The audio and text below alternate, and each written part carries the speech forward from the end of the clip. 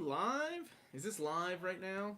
I would assume so. You would assume that this is Yeah. live. Okay, well, I can't check because my phone is recording this. How about you check? There it is. It's right there. Oh, we're live. We're live. All right. How's everybody doing tonight? Hello, is anybody everyone. here? Anybody here is just being Amanda It's just drinking? us talking Is it just us about Doom talking? Patrol and everything that's going on in the entertainment news. So Everything? I think okay, it's no, just just comic all book comic related. related stuff. What's up, Jesse? Say what? Oh, okay, we got some And people. McNoodles, hey, how's it going, buddy? The guy that can fart with his armpit. Amazing. We are very excited to Amazing, see that. amazing. Yes, exactly. What's going on, David? We got a few people. Yeah, you keep doing it because mine's all backwater. I'll keep talking to people. Yeah. How's everybody doing tonight? So, hey guys, welcome to a special live edition of Real Talk with Amanda and Omar. Today we wanted to do a overview of Doom Patrol, the first season, on the DC Universe app. We both had finished watching it, and I know we had a couple of people who were asking us to do a wrap-up review of what our thoughts were on it. Yep. And because of that, we also want to talk about a few other things. Obviously, a lot of news going on with the DC Universe app, Swamp Thing, Robert Pattinson as Batman. We're also going to be talking about the MCU as well because there's some Fantastic Four rumors, there's Eternals casting, Black Widow, and then finally we also want to talk about something that I think kind of tears at both of our heartstrings a little bit, and that is cancellations. And we're going to talk about a big cancellation that caused us a little bit of heartburn. And we're our car insurance was canceled, so we are driving illegally now. We're all screwed. So go ahead, Omar. Let's start off with Doom Patrol. Okay. So Doom Patrol, I think, wrapped up last week, I believe, was the last episode. No, 2 weeks ago. It wrapped up. It took us up to last week to finish it up. Yes. It was 15 episodes long. And if I were to describe Doom Patrol based on a comic book, it would definitely be Grant Morrison's Doom Patrol, because it borrows a lot of elements from that particular series. Mainly characters like Crazy Jane and Flex Mentallo. Exactly right.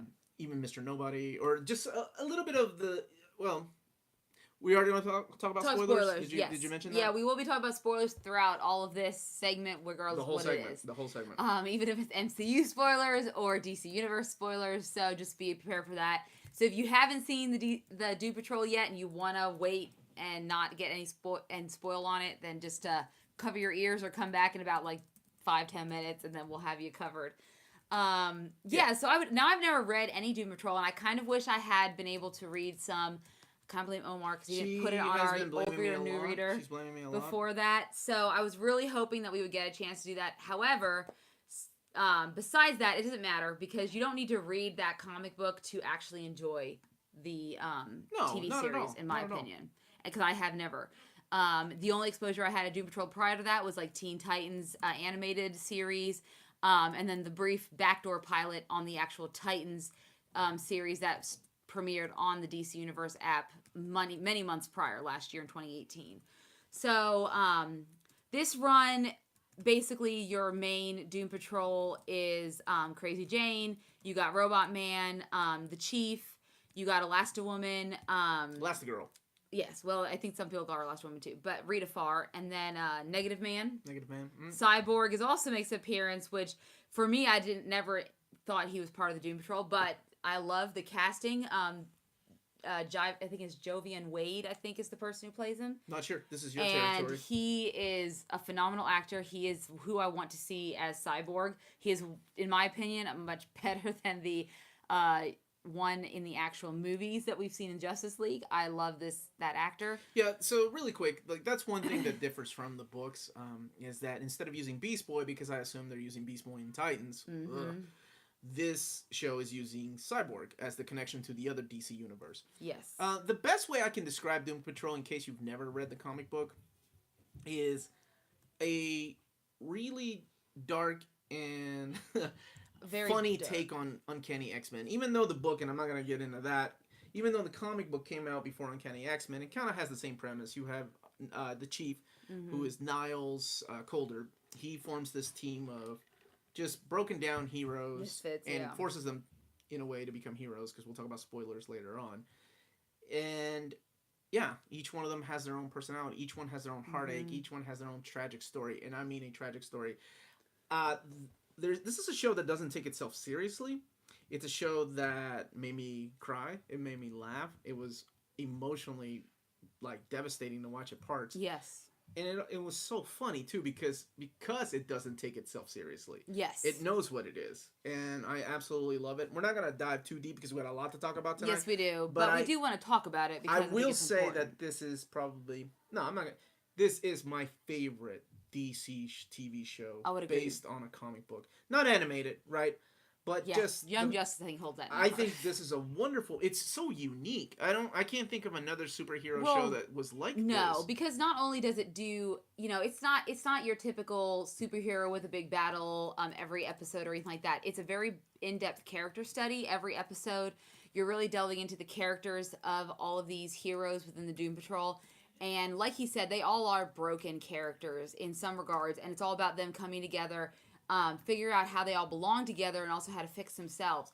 And I think it's one of the best superhero films or TV series that shows like how mental illness or mental states and how you can work through that. I think they're the most realistic or best portrayals in that regards as well. And even though it doesn't take itself seriously, it still has a serious message like that underlays it that's beautifully done by any means about being someone who is other, being someone who is different and accepting yourself because of that. So even if it doesn't take itself seriously, because Mr. Nobody is supposed to be the main villain in this.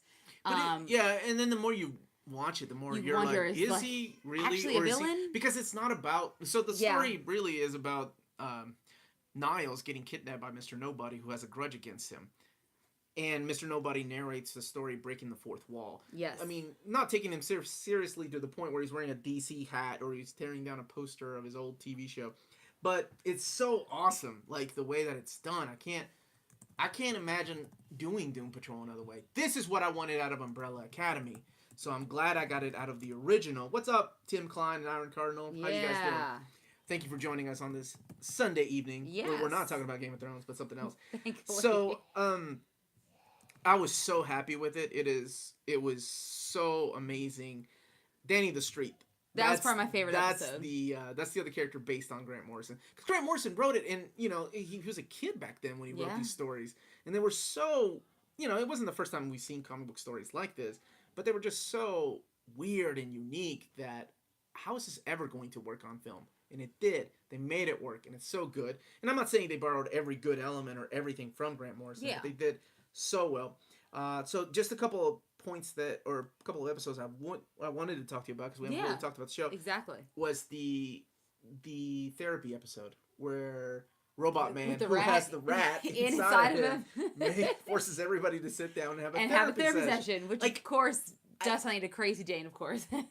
Like the study and breakdown of a character is done throughout the series. You see that in a lot of shows, a lot of TV shows, Arrow and Flash comparing it to other DC shows.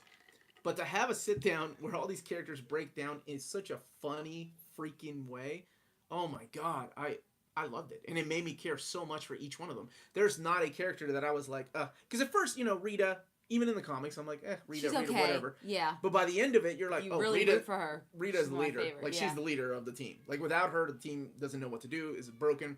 I think oh man, it was so good, and it's so hard. I really wish we had taken this show instead of Game of Thrones. And reviewed each episode because each episode is so uniquely done.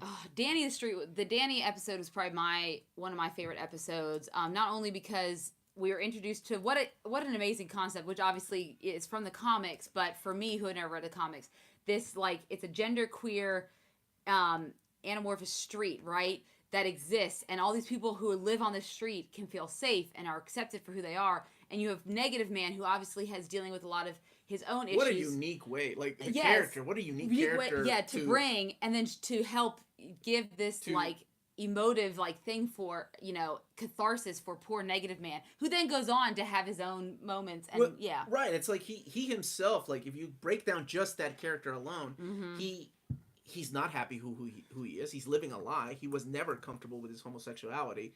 And for him, throughout all these years since the accident happened that made him Negative Man, to be in touch with that negative side, I thought that was an awesome way to do it. I think so too.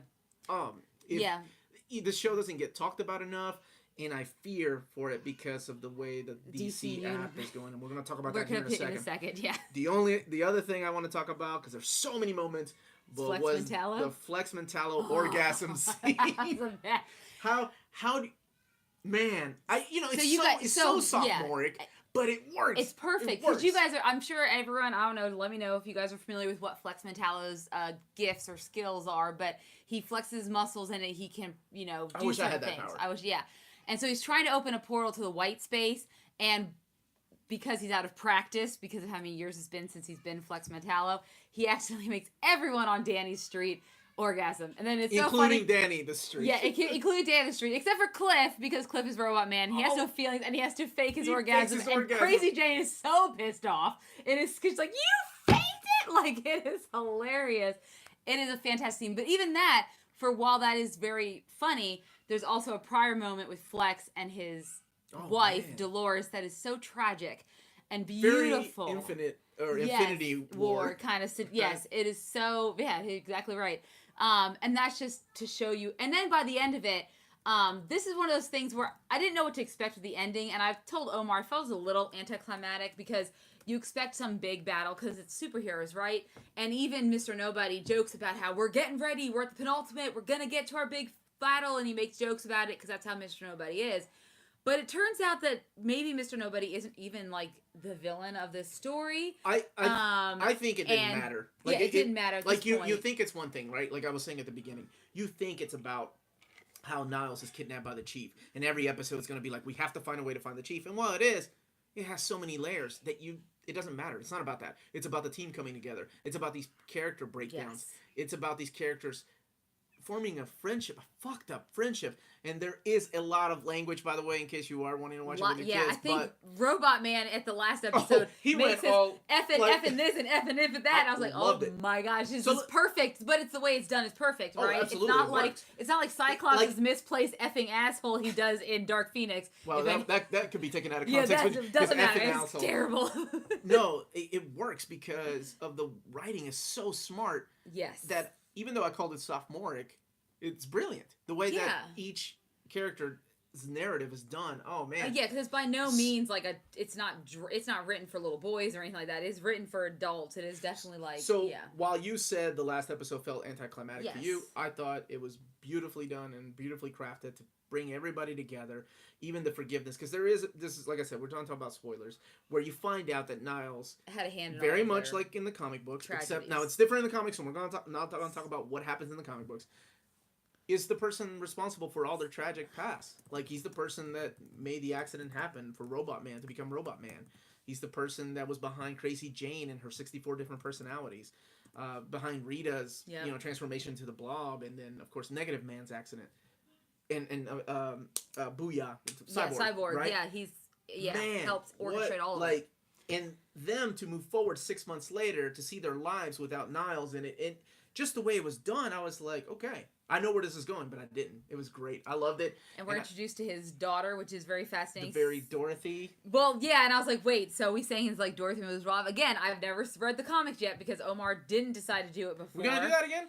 Yeah, I'm going to bring it up every time we talk about it because I kept telling him we should read this on Old Reader, New Reader, something, Doom Patrol. The book is like that. I know, we could have read part of it. Because all I have is Gerard Way's version, so I would love to actually read Grant Morrison's, which is clearly based off of, which is what Gerard Way was. What's going on, Sam? Thank you. Much love from America to Turkey, brother. He's watching the E3 Turkey, stream.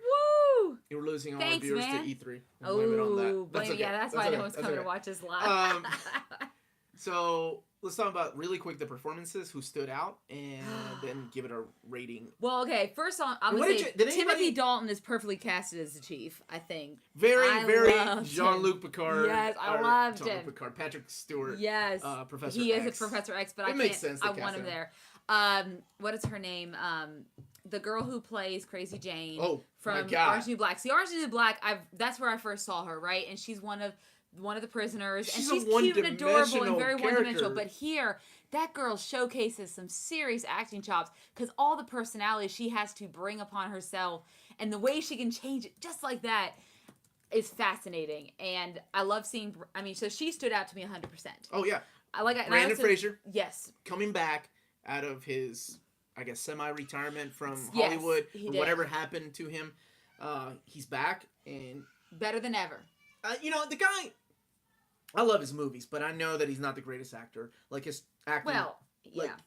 He Diane Guerrero. That's her name. Thank you. Is that your future wife? That's my future ex-wife then. Chanda Sok. I hope I'm pronouncing his name right. He's on our chat. Let us know if he's pronouncing the name. I suck at pronouncing things. I'm sure Philip Evans. No, but it really, I mean, that's the thing that, like, she stood out for me because of what she had to do, but there wasn't so one many different bad personalities. casting. So, yeah. There wasn't one bad casting in my... Alan Tudyk, perfect. Was perfectly casted for this type of character, yes, right? Because he's really good at being a character actor, right? That's always why he portrays those characters a certain way. Awesome. Thanks, man. I'm glad I pronounced that right. So, I mean, while she stood out for me for that, and like I said, because of the other cinematic Cyborg we've gotten, that's why the other one I prefer more is this one, and I think that kid does a fantastic when he had to say job. Booyah. Yes, it's hilarious. He's like, what? Even Matthew Bomer as Negative Man, he grew on me. Like at first I thought he was so dull, and I'm like, I don't care about this character. But he definitely, and yes. Then He's a very charismatic actor, so I knew I would fall in love with him. From the other stuff good looking dude, good looking guy. Perfectly, yeah. Again, I don't see any fault with the casting at all. The beard eater guy. I love that guy. So creepy when he's looking at people's beards. He's like, during the orgasm scene, and he's like, he's looking at that dude's beard. Is he gonna eat that guy's beard right now? And he's like, wants Lincoln's beard. There's a character very much like in the comic books, a little bit different. But I loved it. He eats people's beards, and that's what he feeds on. And oh my god. Yes. Why did my boy Cyborg's costume look so good in the show versus the Justice League movie? No question. I can't answer that because somebody pocketed some of that CG money is all I'm thinking. Exactly. I don't know, dude. Like this kid was charismatic. He wasn't a robot. You know, he wasn't a cyborg. Like I don't know what they were going for with the other one. You know, my experience with Cyborg has been the Teen Titans stuff, right? All the animated series, and so that's what. Whenever I think of Cyborg, he's kind of a little bit more outgoing and has a little bit more personality. So I was really turned off by the Justice League portrayal on the movie side. But this one, he's like a perfect mix. He's serious, obviously, but he has to. He beats his dad almost to a bloody. Well, yeah, that was insane. But he has to also interact with this crazy world, and I love seeing how he interacts with that. I think it's perfect because he is just a regular kid who. I'm with you, Tim. That character grew on me because when I first saw him in the jumpsuit, I was like, "This is stupid. Why are they even using Cyborg? Why not use Beast Boy?" Because they already have him in Teen Titans, right? So they can't use him again. And the other character that keeps appearing that I really enjoyed was the vegetable mineral velociraptor guy with the head. Yeah, he's always appears on the news. I was hoping that he'd come back and be a villain, maybe in season 2. So. We got a lot to talk about. Yeah. So Amanda, what would you rate this season? Oh, yeah. Season 1 of Doom Patrol, what would you rate it? For me, this is one of my favorite shows. And I'm really curious to see how if they do a season 2, where they're going to go from here.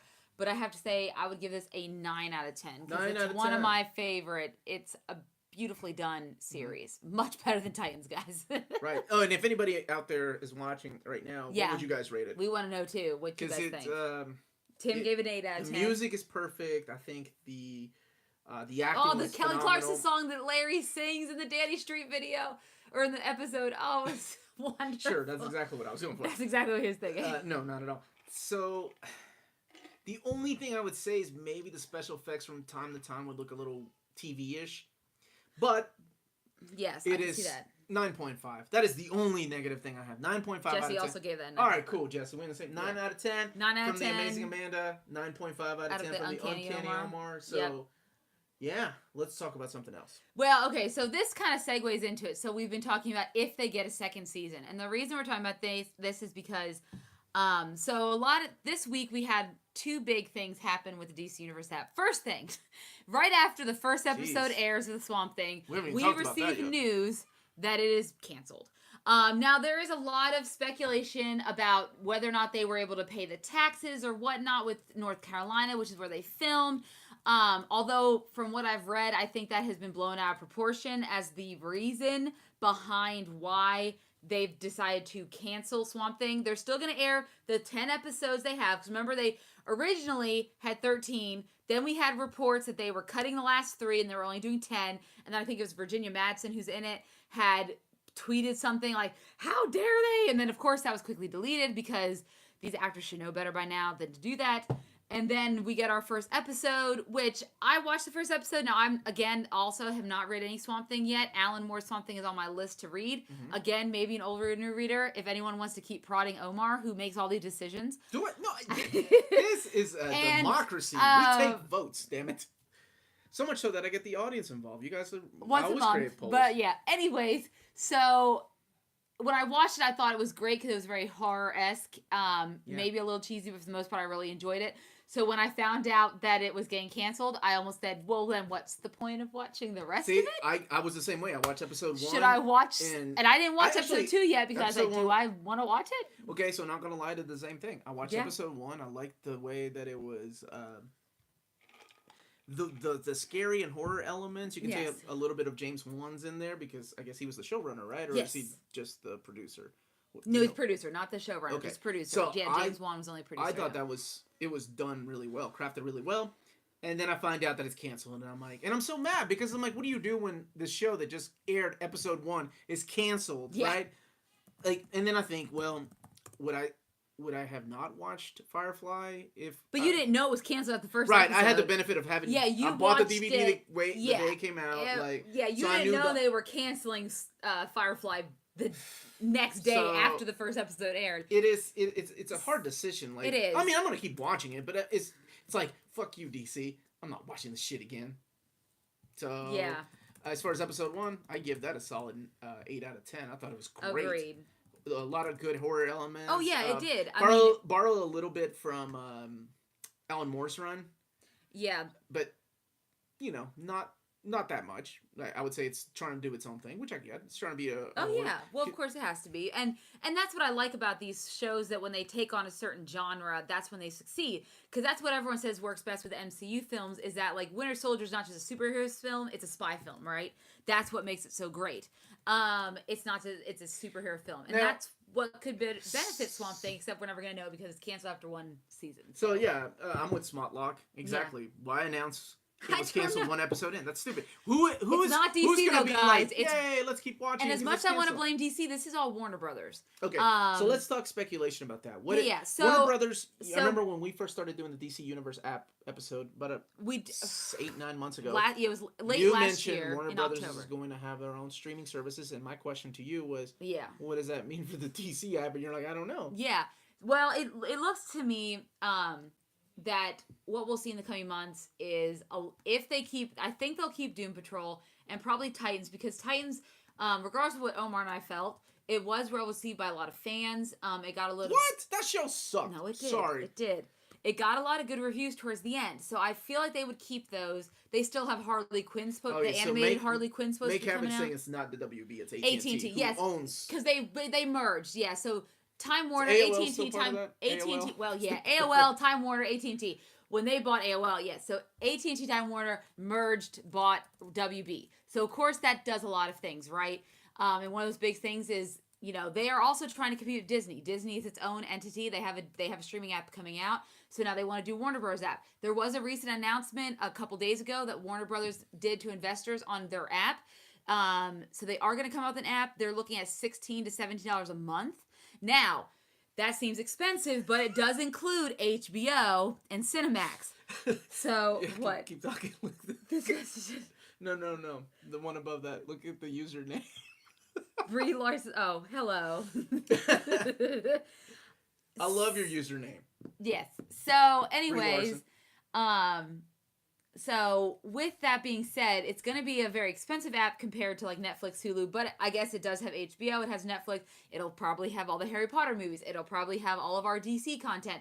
And I think what they're trying to do is compete with Disney, even though Disney's still only going to be $6.99 a month. So I don't know how well that's going to compete.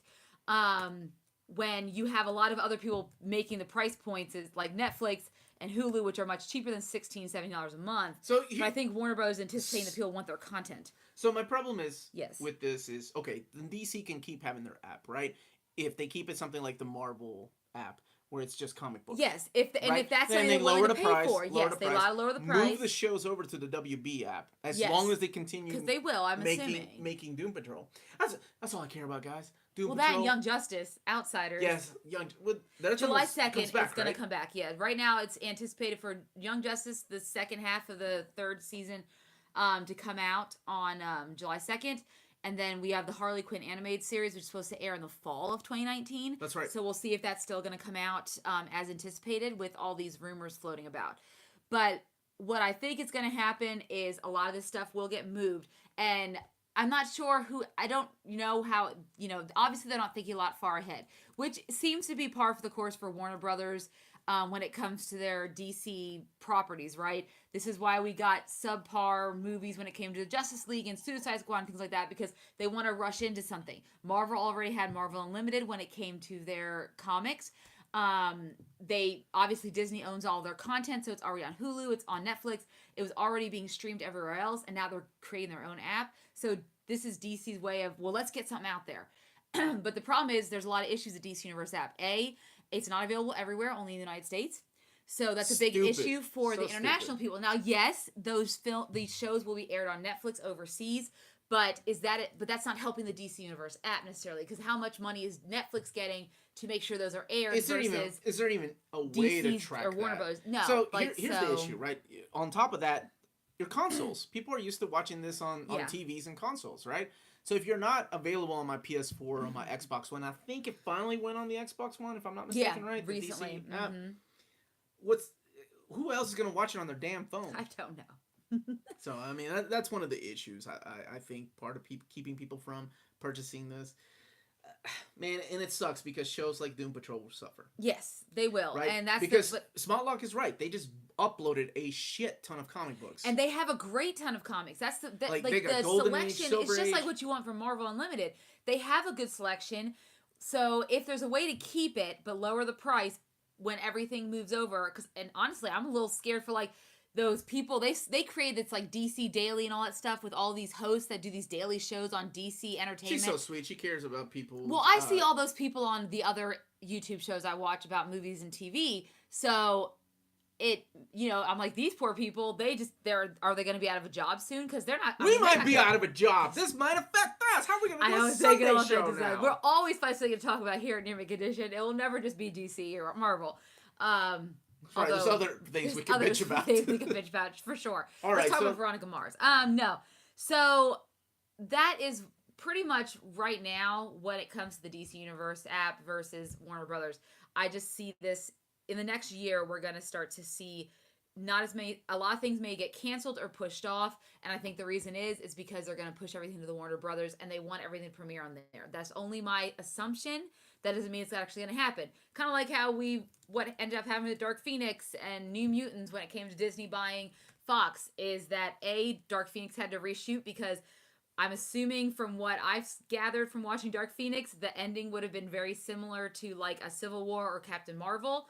I just thought they reshot because maybe the aliens were originally supposed to be Skrulls, the way they were written. They could have been. I mean, but again, and they were using them in Captain Marvel. But anyway, and then New Mutants is probably gonna end up on Hulu, but they're pushing all that off because the focus needs to be on migrating all of this to the MCU now that Disney bought Fox. And I think that with AT&T Time Warner buying Warner Brothers, they need to compete with Disney because Disney is a huge monopoly at this point, and it's like them and Comcast and then AT&T Time Warner. So, what are you laughing at? The Great Cyber. I don't think that's the case. Are you hungry? I don't think that's what he's talking about. Okay. Anyway, where were we? No, Philip, you're right. Dark Phoenix, they originally were maybe meant to be 2 movies. Wait, I said that. It could have been 1 movie. Wait, too, bullshit. But they just could have done it better. You said I heard. I was like, motherfucker, I'm the one that said it. So you heard it from me. So you're right. You did hear it. Yeah. You did hear it, Philip. No, T2 Fallen, I don't know if they're going to merge, but you know who is merging? Dodge and Ford. So if anyone wants to talk about cars. Not that kind of show. Not that kind of show. That's happening. Anyways, so right now, I think as far as the DC Universe app and Warner Brothers is concerned, it's a wait and see kind of deal. I don't anticipate, I think Omar did a show about a month back about the future of the DC universe, right? As far as the DCEU is concerned, movies, television, and it's crazy compared to what little we know about the Marvel MCU and versus everything that's thrown out for the DC. It's like, let's just throw everything out and see what sticks with the fans. It's just fascinating to see the difference between how the two studios operate. And I don't know if it's because of how Warner Brothers and Disney, how different they operate or whatnot. But regardless, a lot of the stuff we've talked about with the DCEU, I don't think will come to fruition within the next couple of years because of these big changes within the actual industry itself and the corporation side. Is there anything you want to add to that? I'm trying to think of this Ford and Dodge that you're talking about.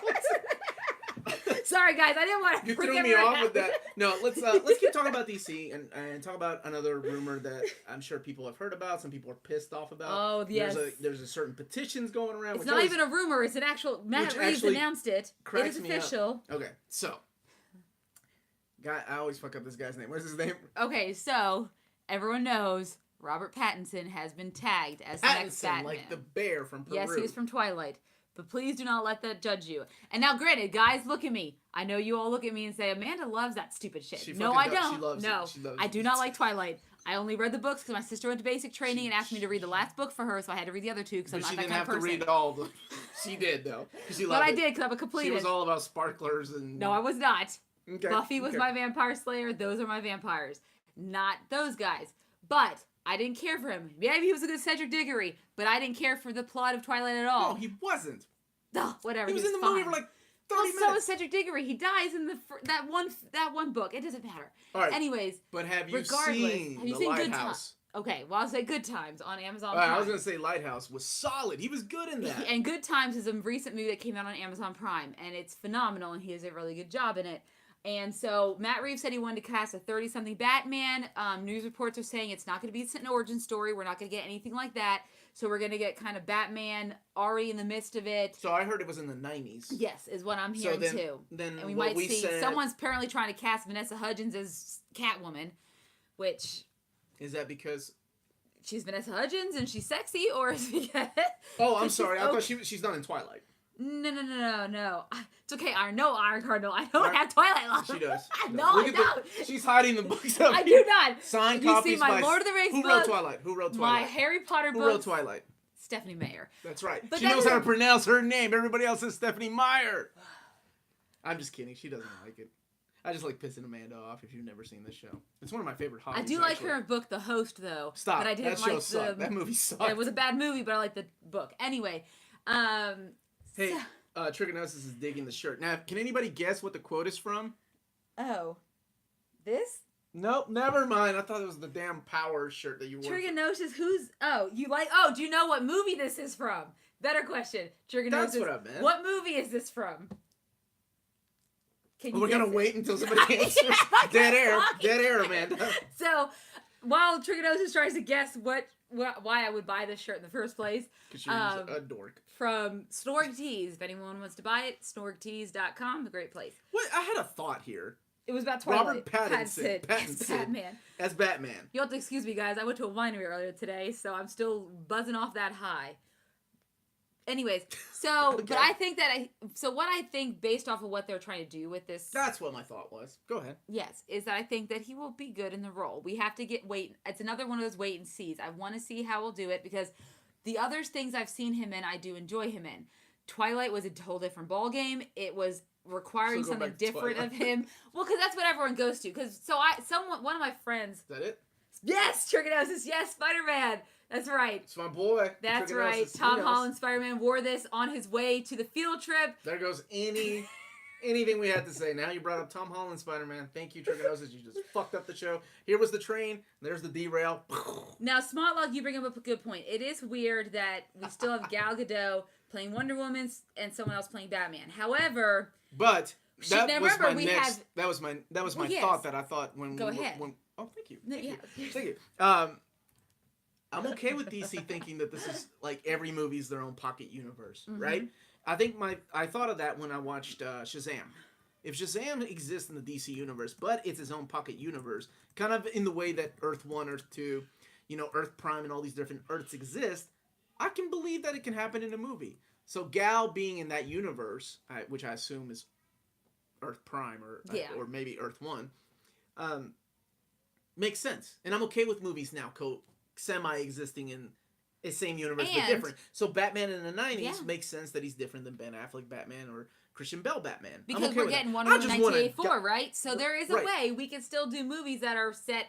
Because I thought of that theory when I found out that Chris Pine's character Trevor is still alive. Yeah, you're like, how's that? Because it makes no sense. Yeah. But I'm like, wait.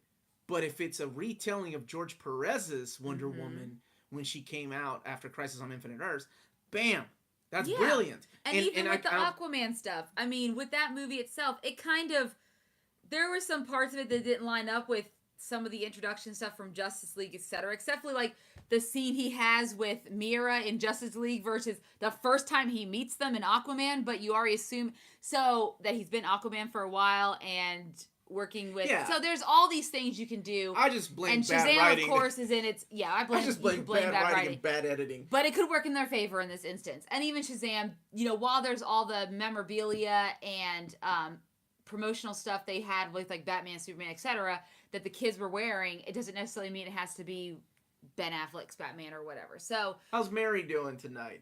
Thank you for visiting us, Mary. So T2 Fallen asks a question. That's right. This is a good question. This is, do we really need more Batman movies? They have plenty of other heroes to do. That's very true. Yes, because DC likes money. And they like Batman. And they know that Batman's going to sell, regardless of how much we're going to bitch and moan about not going. Well, I'll be interested to see how much he does sell. Because, I was actually, this is, because I can't bring up Tom Holland enough. I was watching the Chef Show. The new show that John Favreau's doing. Give me a second. Let me get to where I'm going. Okay. So, the Chef show that John Favreau's doing based off the movie that he had done a few years back called Chef. If anyone saw the movie, you should. If you haven't, because it's a really wonderful film, they'll make you want to make a Cuban sandwich.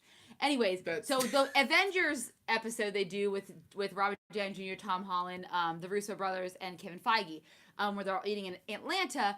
Kevin Feige starts talking about the landscape of superhero movies in like the late 2000s, which was like in 2007, 2008, it was Batman, right? Christian Bale came out, Batman Begins, everyone was digging it, and that was what was driving it. So for them to come out with Iron Man, it was such a like gamble for them. And so back then... Well, they also didn't have that many characters to choose from, right? Because they sold They sold everybody off, so they had the Avengers. But we've had so many good...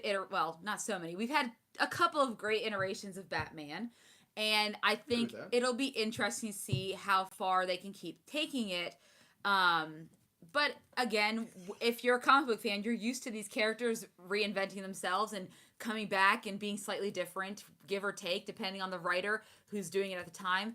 So perhaps it can work. I mean, it's not going to be Val Kilmer. It's not going to be George Clooney. So I guess that's better than it being, it won't be Christian Bale or Michael Keaton. So. I just want, a good Batman movie, regardless of who plays him. Like, I don't want to judge anybody for playing the guy, right? No. I'm not one of these, Twilight, if you dig it, sure. But the guy is actually a pretty damn good actor. At least from the couple of movies. Yeah. Of course he's typecasted because of the movies that he did, right? All those people have been. I mean, look at Brad Pitt, how much he was a pretty boy in, Thelma and Louise, right? And nobody wanted to break out of and that. Look how huge he is. Or Leo had years to try to break out of that. He had to go climb inside a bear to get a damn Oscar, guys, and he's a great actor.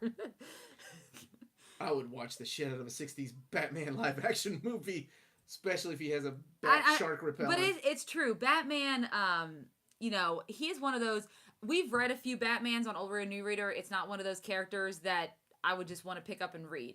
But the ones we have read, maybe because Omar picks good runs, are really good. You're right. Brad Pitt is still a pretty man, but he's also a damn good actor, right? For the most part, yeah.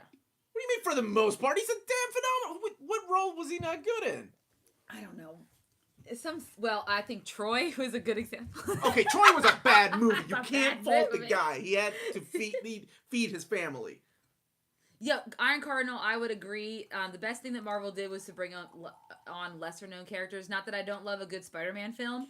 No, the best thing Marvel Cinematic Universe did was hire whoever the hell their casting director was. And hire Kevin Feige whoever that lady was.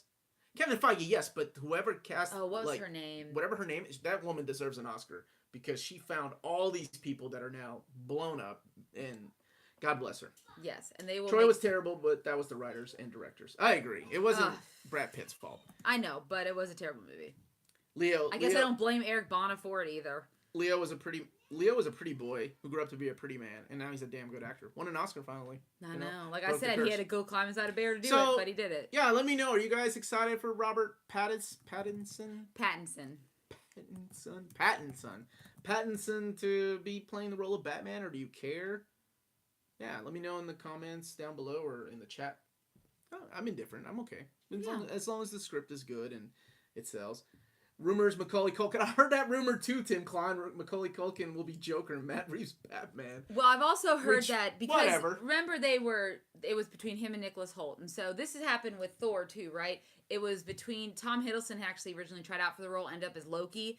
A best casting decision you can make. He was not a Thor, but he's a Loki.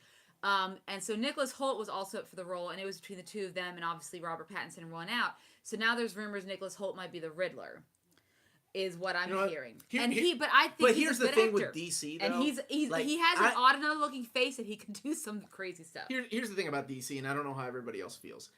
I don't believe jack shit until I see at least the first trailer. Either, yeah. Because that whole thing with Batman after Christian Bale was coming back of her fourth movie. Superman 2 was being filmed, but instead they were going to go, okay, well, no, we're going to do Batman versus Superman instead, and then we're going to come back and do... No, I don't believe jack shit until I see a trailer. So I didn't even believe the Joker, when I first saw pictures of it. I was like, whatever. All right, moving on to the next news. What else we got? Yes, so... Do we have any more DC things that we're going to bitch about DC? No, I think we're going to move away from DC. There's one thing that I wanted to talk about that I don't know if anyone else is upset about, but I sure as hell am. I'm upset. And that is the Deadly Class cancellation. So Rick Remender's Deadly Class was on Sci-Fi Network. Not just Deadly Class, but also Happy. But Happy as well. But for me, Deadly Class, because, we read the comic. I enjoyed the comic, but I really enjoyed the show. I liked all the young actors on it. Benedict Wong in it. I liked some of the changes. I was mad they ended it where they ended it, but I guess they were only given to play around with 10 episodes, so they had to end it where they ended it, which is fine. And now I'm mad that it's getting canceled. I know Sony Pictures, which is who owns Sony TV, is what owns it. They are shopping it around, so I'm hoping Netflix or Hulu might pick it up so we can get a second season out of it, because I think it would be a fantastic film or a fantastic series to keep going. I think they did a really good job with staying pretty faithful to the comic. Well, that helps have Rick Remender as your showrunner. Exactly, yeah. And oh, cool. Iron Cardinal. Happy's already been picked up. So that's good. Well, it's a cheaper show, though. It is, because they have, this obviously Deadly Class had a lot more going, a lot more money involved with it. So I was pretty upset to hear about that. I am too, because... And I know it's Sci-Fi's budget and whatnot, well, but... and the joke is always Sci-Fi's going to cancel it, so don't fall in love with That's what Smartlock says too. Okay. They do. No, seriously, they do. They cancel everything that you love, they'll end up canceling it. Within, 1 or 2, 3 seasons. So I'm hoping somebody else picks up Deadly Class, because it didn't get to that It almost at this point feels like, why even bother Sci-Fi putting on... Just do Face Off. That's it. That's all you can afford to do. Never... so how do we feel about the changes in the new Joker movie? Not the same as the comics, like Arkham is a regular hospital now. It's his own universe. I mean, you have to take it like that. That's how I'm looking at it. It's just a guy that has a oh my God, what is that Michael Douglas movie? Is it Falling Down? Where he just snaps one day when he's sitting in traffic. He just blows up with a baseball bat and starts beating people up. No, I think, Is it Falling Down? Can somebody correct me in the chat? I can't remember Michael Douglas movie. It's a brilliant movie. Falling Down. I was right. Thank you. Jean-Paul... Oh my gosh. Jean-Paul Scepter. Peter. Okay, so thank you, everybody. I was right. That's Falling Down. It's a brilliant movie, but that's kind of like what this is. And that's kind of the premise behind the Killing Joke, right? Anybody can become a villain if you just had one bad thing happen to you, which was the Joker's point when he was trying to break Commissioner Gordon. So in a way, this is kind of like that. So it's this is like Falling Down.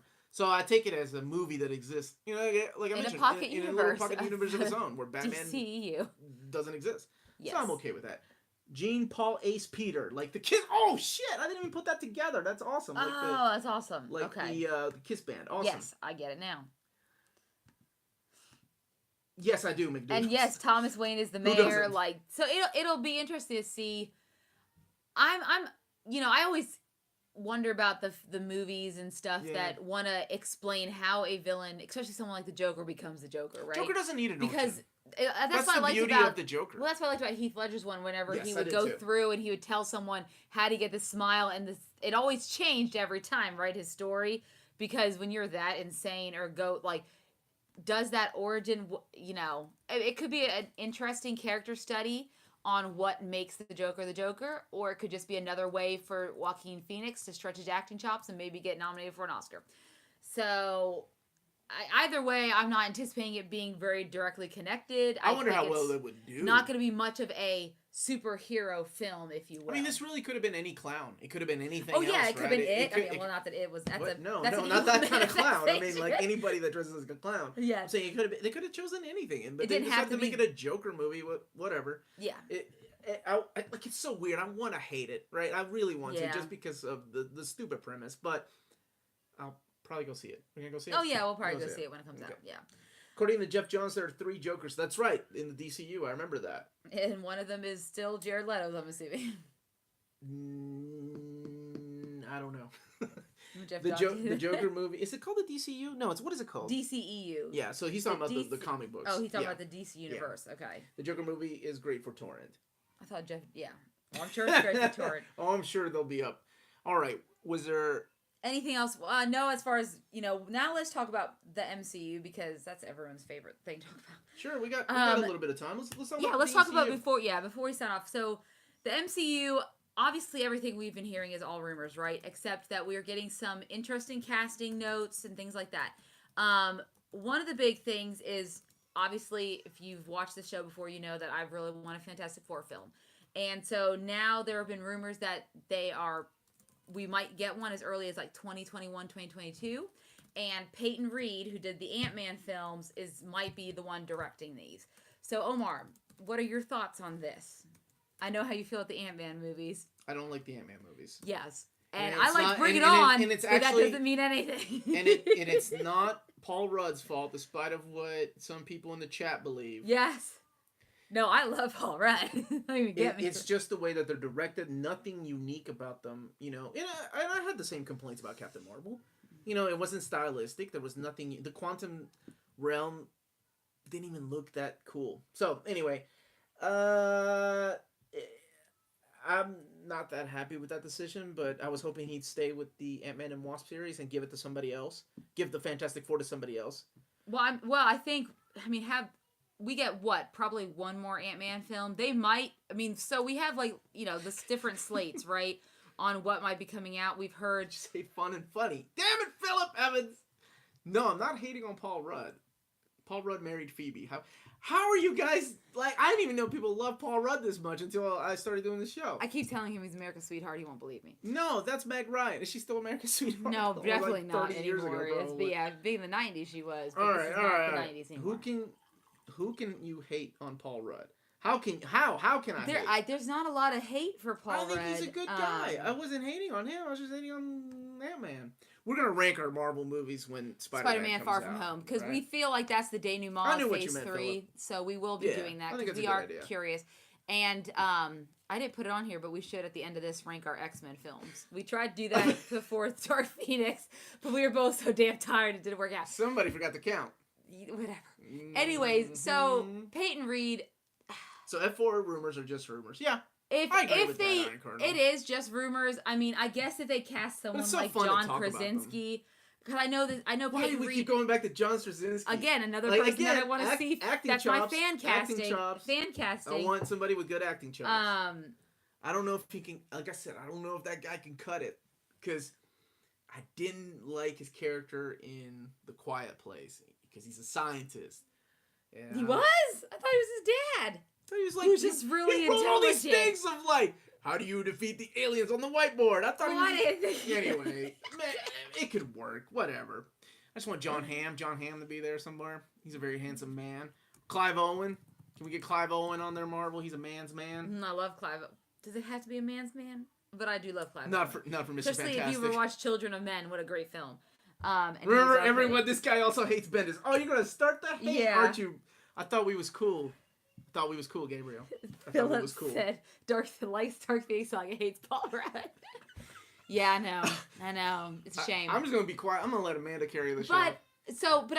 Judging by the other things that Peyton Reed has directed and things like that. If they go with someone like John Krasinski as the title role, maybe I see why they would choose someone as Peyton Reed to direct. Because of the comedic. Mad shout out to Chris Croissant, by the way. He's a big follower of us. Yes, This is you his made first a live show. Thank you, man.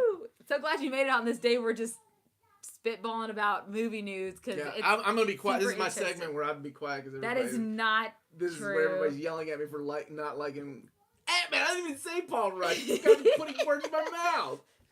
All right, go ahead. So, but it again, like is John Hamm in Good Omens? I didn't know that. Yeah, he is. Oh, sorry. I need to watch that. Yeah, you do. It's got David Tennant and Michael Michael Sheen. Sheen. Michael Sheen, not Martin Sheen. Michael. Martin Sheen. Michael. Martin is the one from The West Wing. See what you did, Trigonosis? Yes, but no, Good Omens, guys. Fantastic show. I am almost finished with it, and I absolutely love it. I just... Deadwood. Anybody Deadwood? Yeah, you got it. Anybody... Really? Well, I never saw the original, so I have to watch it. You just brought Bring It On, and I let it slide. What is wrong with Bring It On? I can't mention Deadwood? Classic. Yes. All right. I guess you can mention it, but I'm not gonna say it. You're not gonna acknowledge it. No, David Tennant is awesome in that role, and I love how for me watching Good Omens is is that person in Harry Potter? Is that person in Doctor Who? Is that person in Sherlock? Is that person in pretty much is how I run. Yeah, my how wife I watch Good loves Omens. that book. That's the Terry Pratchett because she was a big fan of Discworld. Yes. Oh, dude, Deadwood. God bless. I'm not gonna spoil it because I know it just came out like last Saturday. But God, what a send off! I'm rewatching the series again. That's how much I love that series. Yes. Dude. Wait, the show can Bring It On, but not Deadwood. Shit's getting. Thank you, Philip Evans. Thank you. No one said he couldn't bring it up, but I can make my comment. I let it slide. I could have said, "What the fuck?" Anyways, and Bring It On. So we're at time of Good Omens. Let's continue on. So another. I love flat asses. Thank you. You're in the wrong house. Not in this house, man. Okay. Anywho, so with that. We also know that there's been some Eternals talk, right? So we also know the movie Marvel Eternals. We know that they've been talking about Angelina Jolie. They've been talking about Richard Madden, and also Kumail Nanjiani from Silicon Valley, or the first episode of Twilight Zone. If anyone watched the new Twilight Zone, I did. He played the comedian in the comedian. Ted Wood sounds like something my boyfriend has. Bringing the heat. The Brie Larson taint. Bringing the heat. I love that username. I love that too. It's wonderful. So there's a lot of talk, and then the big one is now Keanu Reeves. So we have a lot of interesting stuff coming out for Eternals. I just started reading the comic on Marvel's Unlimited to get myself familiar. Which run are you reading? Are you reading the Neil Gaiman run, or are you reading the classic? I think it's Neil Gaiman's run. John Romita Jr. on artwork? I'm pretty sure, but my phone's being really slow, so let me just hit up that. Oops. Make that Marvel Unlimited really? app. You know we're reading Infinite Crisis, right? That's a big book. I am you need to get your shit together. I'm reading both things. Oh, yes, Smartlock. Yes. Good Omens. Well, the whole thing about Good Omens is very stereotypically British. Everything about it. Iron Cardinal, as soon as I know about the Eternals Omnibus reprint, I will let you know. Yes. But, so Did you find out what it was? No. Oh, yeah, my phone's being slow, so I was trying to... I'm assuming you're reading the Neil Gaiman one. I think that's what's on here, which is still a really weird run. Like, they're gods. Like, I don't know. Eternals is one of those books that I can never get into in the same way that I couldn't get into New Gods. And I'll be really interested to see why they, well, I guess, what they're, Which version? Yeah, because they can make this such a unique movie. Yeah, it's this one. It's this one right here. They can make such a unique movie. Gaiman's run. So it is Gaiman's run. Yeah, okay. That's what I'm reading. I think they could make it into, a stylistic movie, especially when you have people that have been around since the beginning of time. So you have this chance to make the world, so different. And now they were created, correct me if I'm wrong, because you are the comic king and I'm not.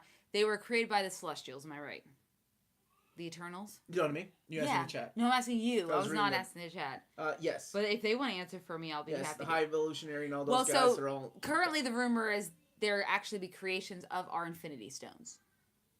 Okay, they can do their own origin. Yes, they're going to do their own origin. So that's one How of the things in the world do you hear these rumors? Is this on Reddit? No, not go, Reddit. Woman? Different places. I don't know. The internet? You go to The Facebook. internet. You get your news off of memes on Memes Facebook. on Facebook.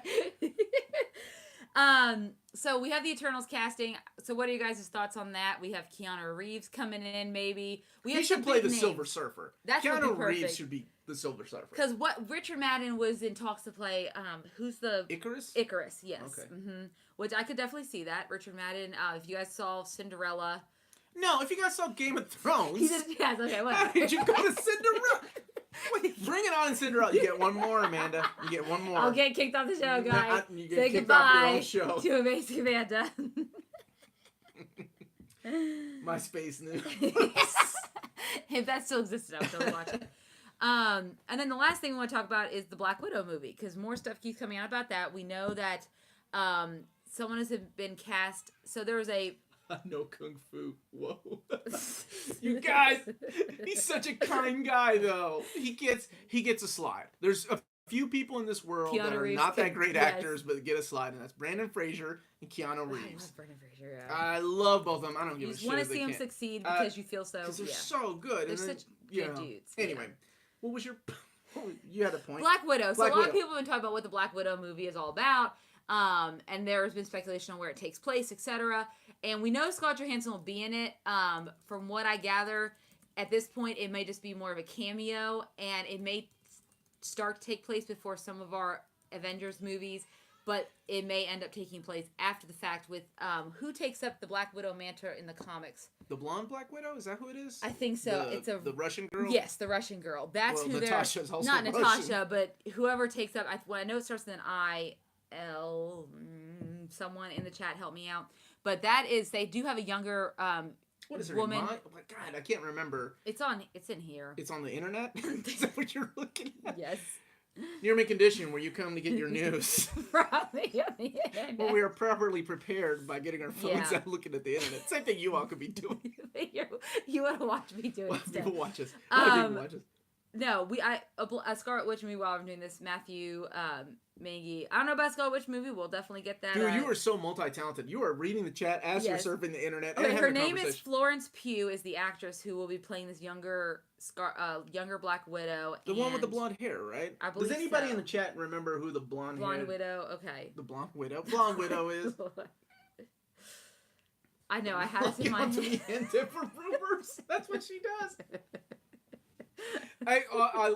This is that's I love talking to Amanda because that is our relationship. Like for the last 10 years, she tells me all these rumors about all these movies, and I'm like, where do you get your news? And I just assume she knows, and she's pretty right a lot of the time. Pretty right for the most part. Pretty right for the most part. Well, speaking of, while I'm looking at this news, Tension. That's a stretch, man. If you guys want to know that right after I looked this up, about an hour ago, everyone's been posting leaked footage or leaked pictures of her filming on set. So they are That's the link I sent you yesterday. No, it was not. Yelena. That's her name. Yes, Yelena. I knew it was from, it started with an Iron I. Cardinal. Yes, thank you, Iron Cardinal. You're the best. No price to you, my friend. Or Y, you yes. got a no price to you. Yes, but thank you for coming Did you say you knew it started with an L? An I. And Yelena starts with a Y. Oh, man. It's been one of those Sundays, guys. Do you like country song? Yes, I like some country songs. If it puts me in the mood, yeah. Country song is good. Yeah. I like Jason Aldean. I like Garth Brooks. So does my mom. All right, let me... Nope, not going to finish that statement.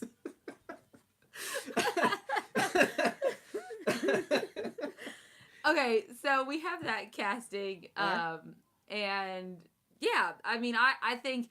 So what they're trying to do is something that is really prominent in the DC comics, right? Is always this, like, someone else can always take up the mantle. You always have the legacy, right? You have Batman or Robin, and sometimes Dick Grayson has taken up the role of Batman, correct? Mm-hmm. And usually you don't see that a ton in the Marvel comics, but now they're trying it out with these Marvel movies, which is why I think that kid from Iron Man 3 will be Iron Man. We can't go on an episode without Amanda mentioning kid from Iron Man 3.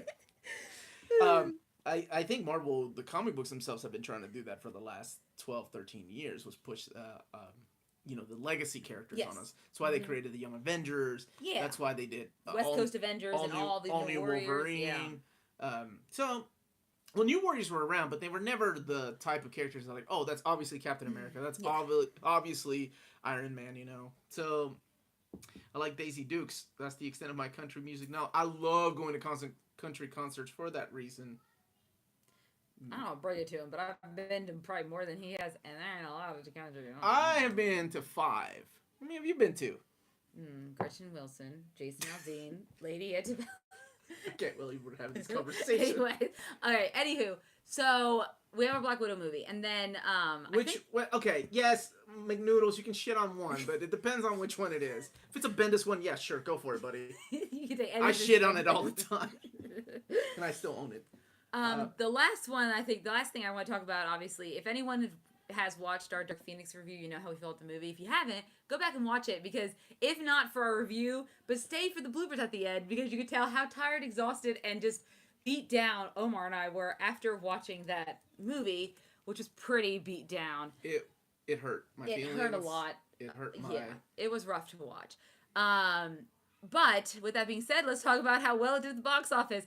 And Secret Life of Pets 2 came out on top. Oh. But it's by 40, it had a 47, and then What's up, Dark Daniel? Phoenix has like 33 million, probably going to end up about 35 million at the end when all said and done by time Sunday's over.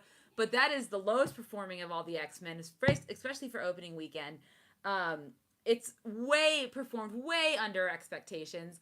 It probably did about as well as I'd say the new Hellboy did as far as opening night. This is X-Men. It is an X-Men this film. Was their it's flagship even title. Amazing Spider-Man 2 with Electro and 800 other villains. Did it do better than Ant-Man?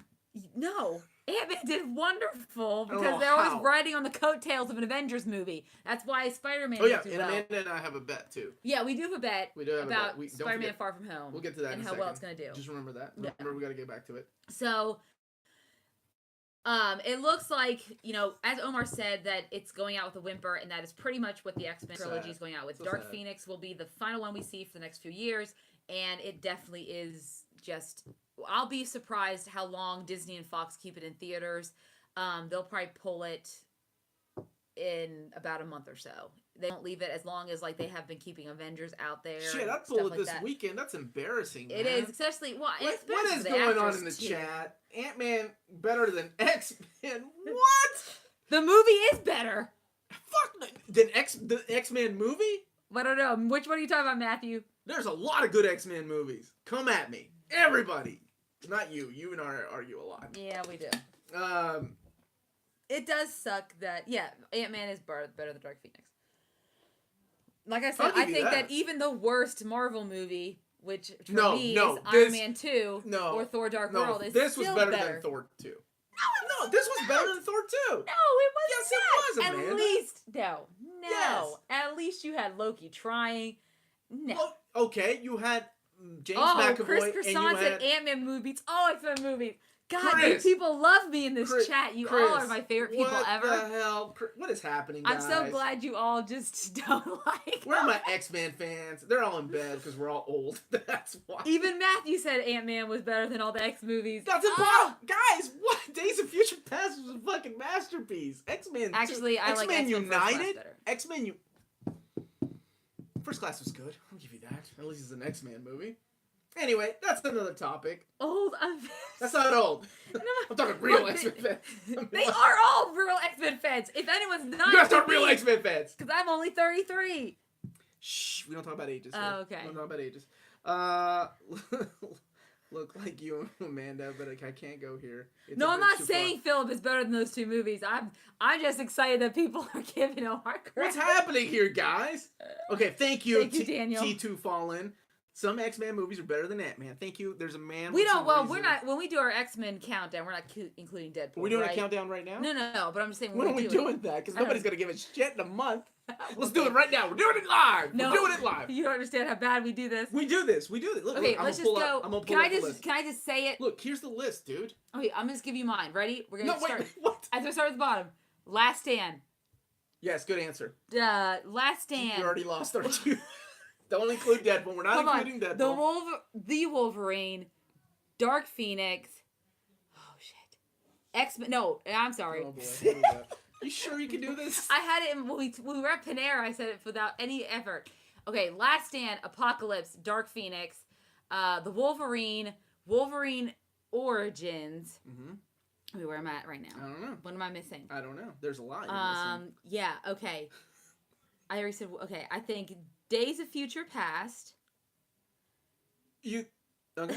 This is your list. Did you say X-Men Apocalypse? Yeah, I did already. Okay. I already did that one. The X-Men, Days of Future Past, the original X-Men, X-Men First Class, and then X2. That's a good list. All of them. Okay. Wait, hold on. Logan might be. I can't even do this. What I'm saying. Jesus Christ. LaQuisha is better than all those movies.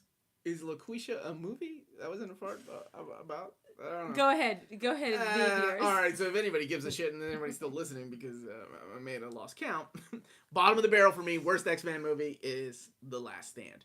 That is probably one of the worst movies I've ever seen. So you still like the first 15 minutes of Dark Phoenix better than you liked all of X-Men Last Stand. God, yes. And then after that is The Wolverine, so Amanda's right. Yeah. Above that is Wolverine Origins, and then Dark Phoenix. Really slightly on top of Dark Phoenix is the Apocalypse. Yeah, that was not a good movie. On top of that is X-Men First Class. On top of that is X-Men 1, the original X-Men. On top of that is Logan. On top of that is Days of Future Past. And my very favorite X-Men movie is X-Men United. Yeah, X2 is probably my favorite. It's brilliant. And I think that's where I kind of because it borrows heavily from God Loves Man Kills. And it's just wonderfully done. So that's my favorite too.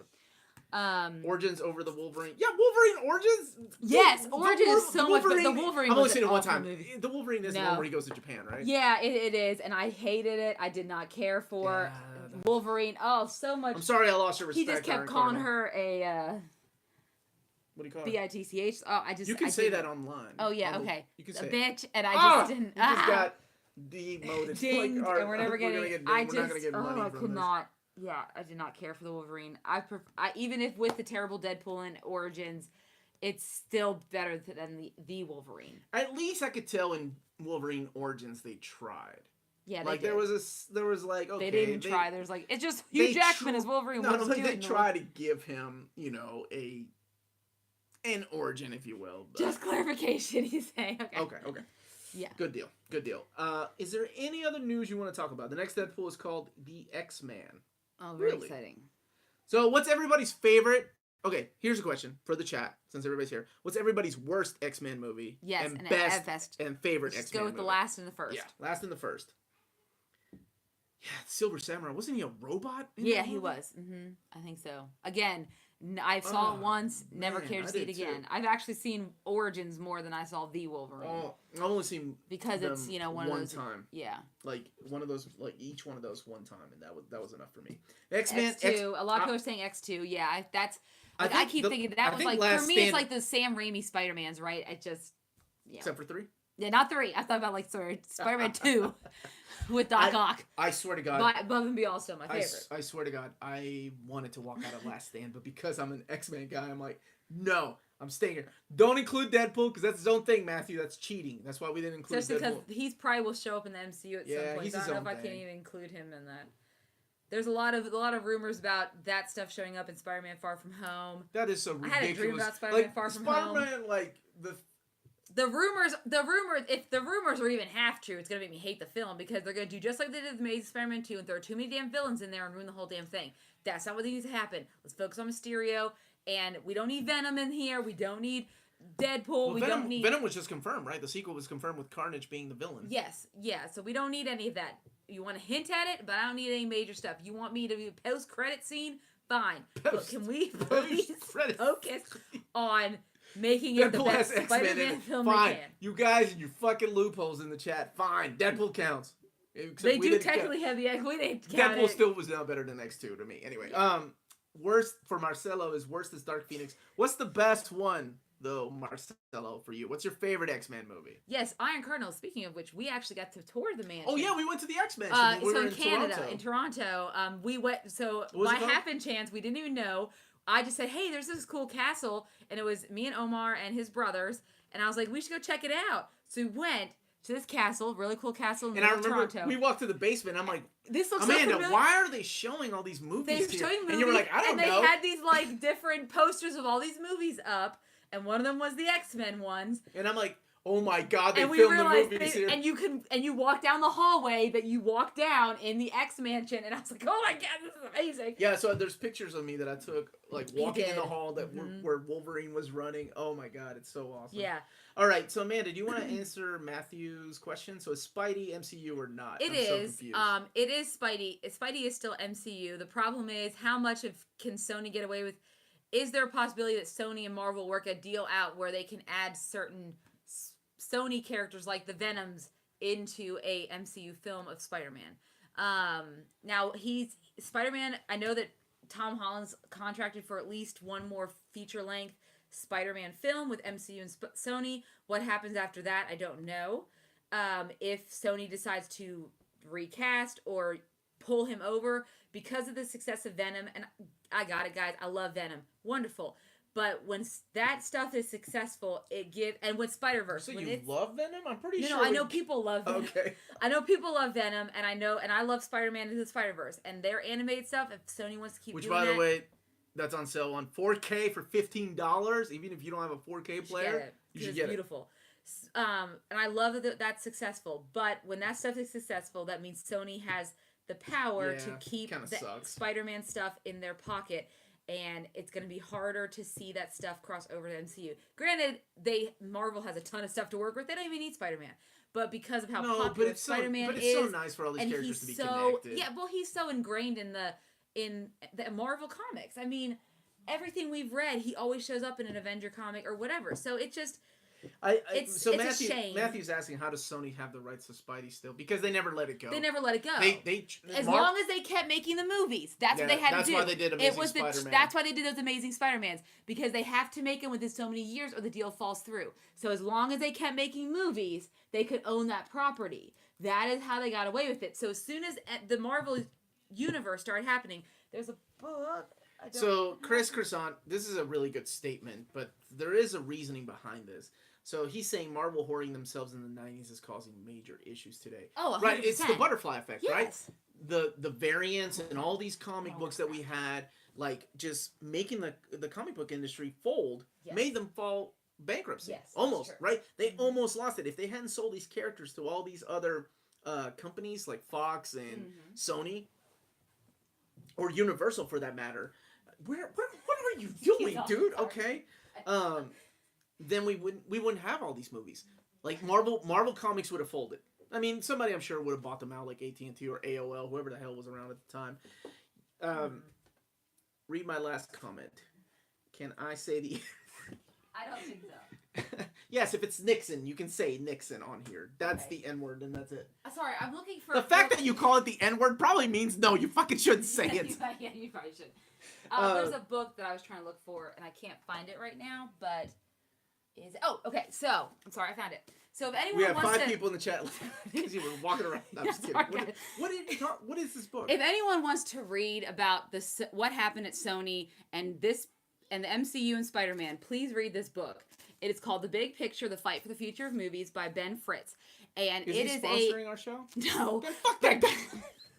But anyone who's interested to understand what, like Amy Pascal and the whole 9 yards, what's going on, this is a fantastic read. Very intriguing to just see how, because that Sony hack messed a lot of things up for them, but it also put a lot of things on the table. And I think the Sony hack is the only reason we got Spidey in the MCU in the first place. So I recommend this book. Sorry, I had to walk around to find it. As a warning to some of you guys, this book has no pictures.